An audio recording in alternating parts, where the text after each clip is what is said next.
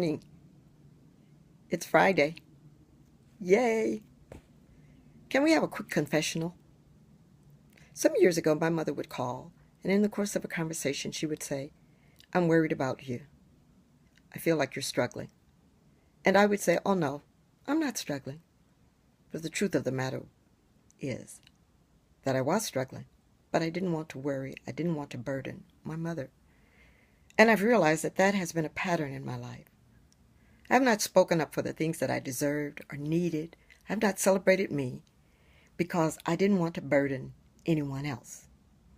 And somewhere in the back of my mind, I functioned under the assumption that if you benefited from my support, my love, and my encouragement, if I was always present for you in the things that you desired to do or the things that you wanted to do, that you would see what I deserved, you would see what I needed, and you would step in to provide, to make sure that those things happened for me.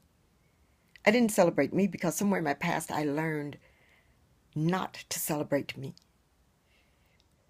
For in my convoluted way of thinking, to celebrate me was to put down others.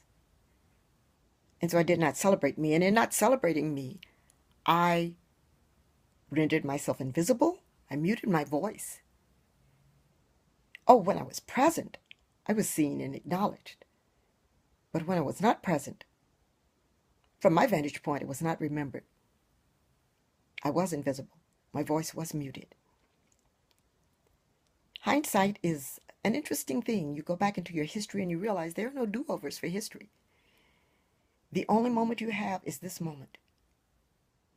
And so let me say to you, if you're in a place where you deserve, you need, or you're not celebrating yourself, you need to rethink the whys behind that. Oh, the celebrating of yourself out of vanity or arrogance in order to make others feel badly.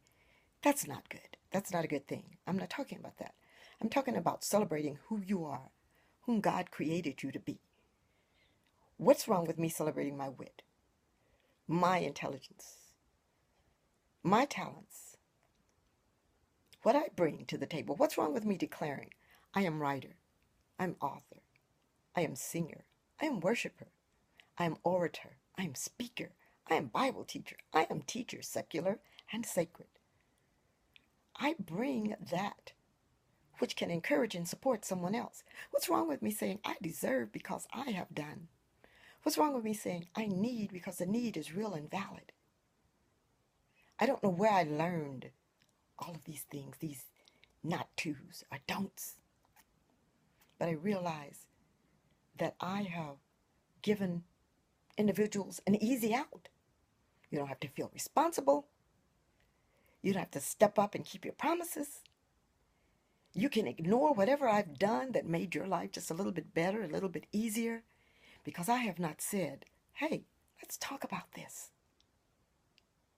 So I find myself in this season where my mother's words come back to me. I feel like you're struggling.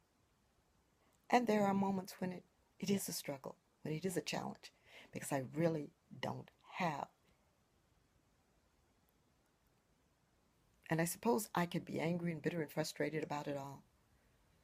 But God has been present. God has been God.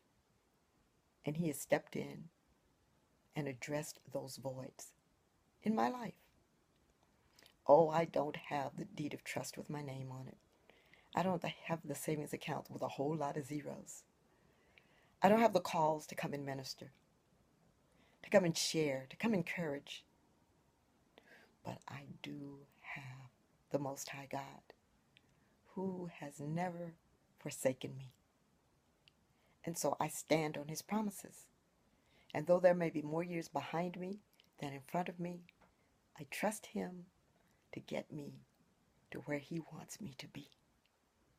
I'm grateful for His loving kindness and His tender mercy. So if you're in that place where you don't speak up for yourself, not out of arrogance or vanity or anger, but just because it's right, just because it's valid, why don't you look around, see if you can find your voice and the courage to say, I deserve, I need, and I will celebrate me. It's Friday. Sunday's coming. Get your breakthrough praise on. We'll see you on Monday.